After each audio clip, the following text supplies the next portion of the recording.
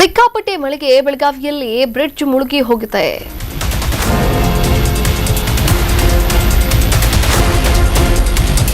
ಸಿಕ್ಕಾಪಟ್ಟೆ ಮಳೆಗೆ ಬೆಳಗಾವಿಯಲ್ಲಿ ಮುಳುಗಿದ ಬ್ರಿಡ್ಜ್. ಕುಡಚಿ ಸೇತುವೆ ಮುಳುಗಡೆಯಿಂದ ಹೈವೇ ಬಂದ್ ಆಗಿದೆ. ಜಮಖಂಡಿ ಮೀರಜ್ ರಾಜ್ಯ ಹೆದ್ದಾರಿ ಸಂಪೂರ್ಣ ಸ್ಥಗಿತವಾಗಿರುವಂತದ್ದು. ಕುಡಚಿ ಮತ್ತು ಉಗಾರ್ಕುರ್ದ್ ಸಂಪರ್ಕಿಸುವಂತಹ ಸೇತುವೆ ಮುಳುಗಿ ಹೋಗಿದೆ. ಕರ್ನಾಟಕ ಮಹಾರಾಷ್ಟ್ರ ಕೊಂಡಿಯಾಗಿರ್ತಕ್ಕಂಥ ಬ್ರಿಡ್ಜ್ ಇದಾಗಿತ್ತು. ನೀವು ಕೂಡ ದೃಶ್ಯಾವಳಿಗಳಲ್ಲಿ ಗಮನಿಸಬಹುದಾಗಿದೆ.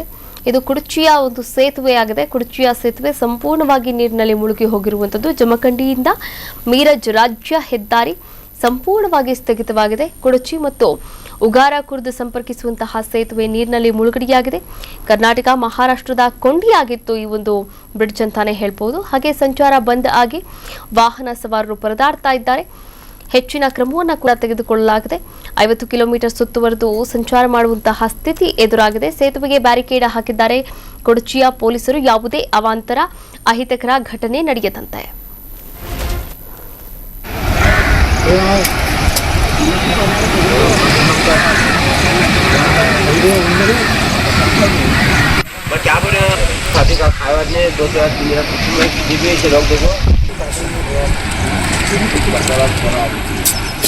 ಕರ್ನಾಟಕ ನ್ಯೂಸ್ ಬೀಟ್ ಫಾಲೋ ಮಾಡಿ, ಸಬ್ಸ್ಕ್ರೈಬ್ ಮಾಡಿ.